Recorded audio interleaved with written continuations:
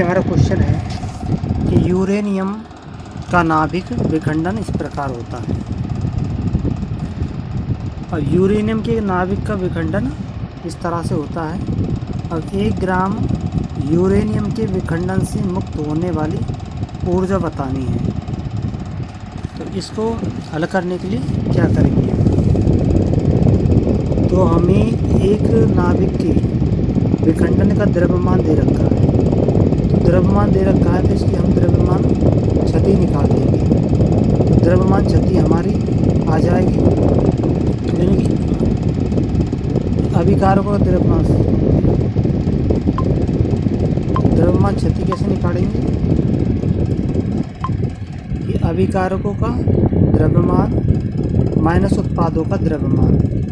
तो द्रव्यमान दिया हुआ है, इसको इसमें से घटा देंगे तो हमें डेल्टा एम प्राप्त हो जाएगा, यानी द्रव्यमान क्षति प्राप्त हो जाएगी। द्रव्यमान क्षति प्राप्त होगी तो हमें द्रव्यमान क्षति मिलेंगी 0.2148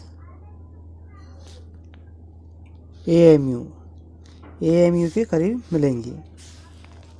अब हम जानते हैं कि एक AMU में 931 मेगा इलेक्ट्रोवोल्ट ऊर्जा होती है। तो जब हम 931 से इसको गुणा करेंगे 2148 को, तो हमें ऊर्जा प्राप्त होगी 200 मेगा इलेक्ट्रोवोल्ट। तो इससे पता चलता है कि एक नाभिक के विखंडन से हमें 200 मेगा इलेक्ट्रोवोल्ट ऊर्जा प्राप्त हो जाती है। अब देखेंगे हम आगे कि 1 ग्राम यूरेनियम के विखंडन से हमें कितनी ऊर्जा प्राप्त होगी। तो इस ऊर्जा को 200 को हम 1 ग्राम में कितने नाभिक होते हैं उनसे गुणा कर देंगे। तो 1 ग्राम में कितने नाभिक होते हैं, इसके लिए हम देखते हैं कि 1 ग्राम में नाभिक होंगे। तो 1 ग्राम में नाभिक होंगे बराबर एवोगाद्रो संख्या Na, एवोगाद्रो संख्या बटे जिसका हमें 1 ग्राम में परमाणु संख्या ज्ञात करनी है, उसका अणुभार। तो यूरेनियम का अणुभार कितना है, 235। तो एवोगाद्रो संख्या में 235 का भाग दे देंगे तो हमें परमाणु की संख्या प्राप्त हो जाएगी। तो एवोगाद्रो संख्या का मान होता है, यानी कि एवोगाद्रो संख्या का मान होता है 6.023 इंटू 10 की घात 23, 6.023 इंटू 10 की घात 23 होता है।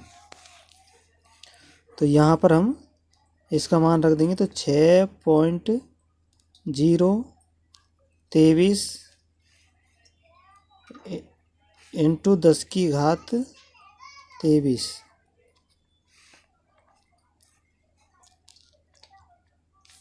इसका मान रख दिया। मान रखने के बाद में बटा में 235। तो ये तो हमारी क्या आ जाएगी, अणुओं की संख्या, यानी कि N आ जाएगी।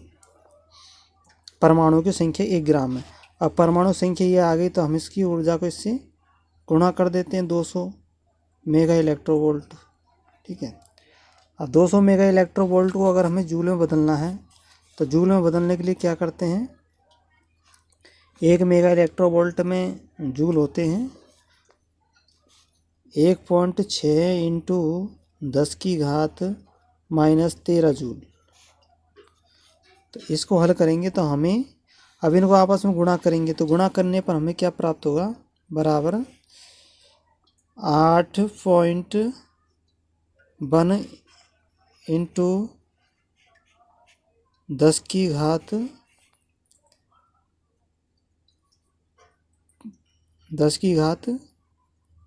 10 जूल, प्लस में आएगा 10 की घात 10 जूल प्राप्त होगा।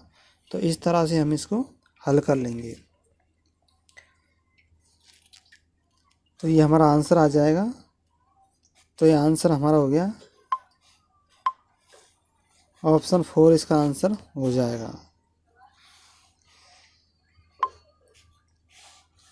तो इस तरह से हम सवालों को हल कर लेंगे, चाहे कोई सा सवाल हो।